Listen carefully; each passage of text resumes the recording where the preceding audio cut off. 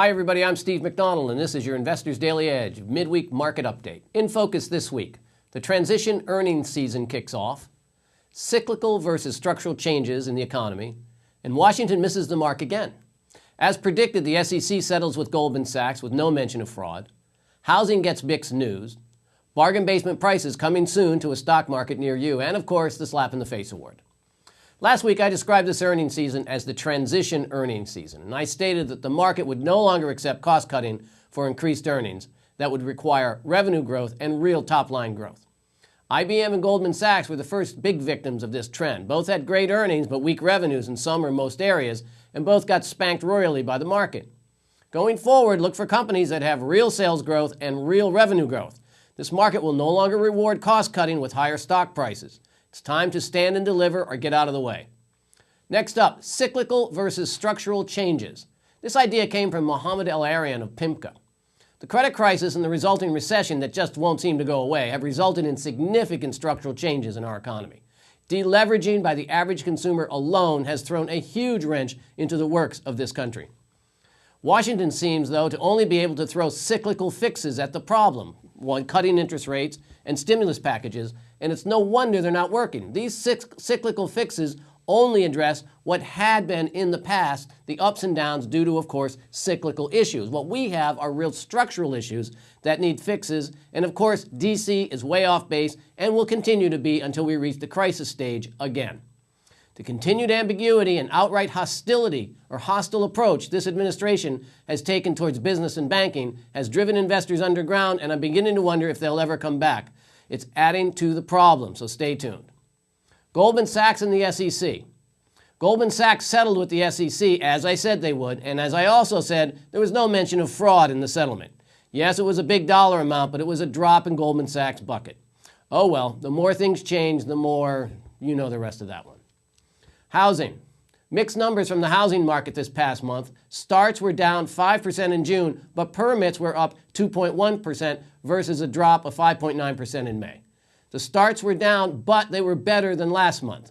This is a typical pattern as an industry bounces off the bottom. Buy the home builders. I know I've said this about 5 times.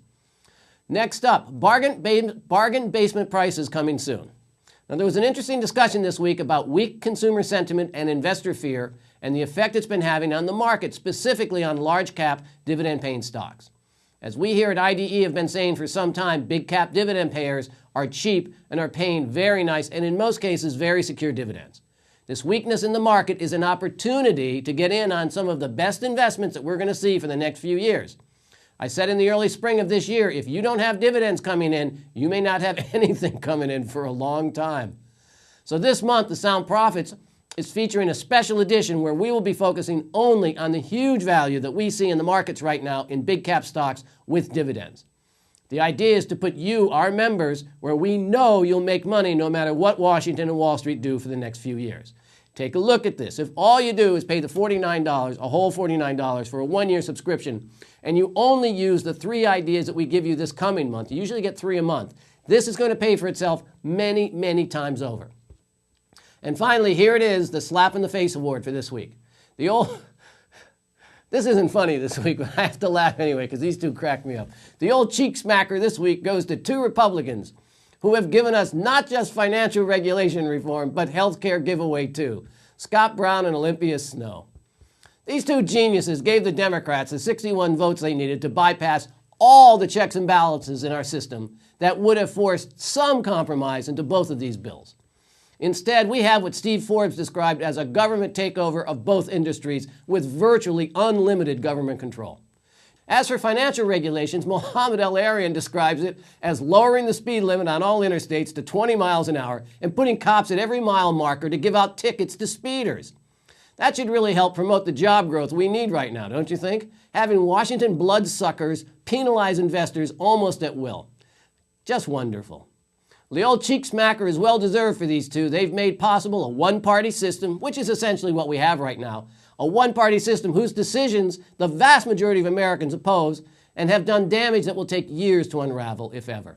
Congratulations to both of you. I hope you enjoy what will be short political lives.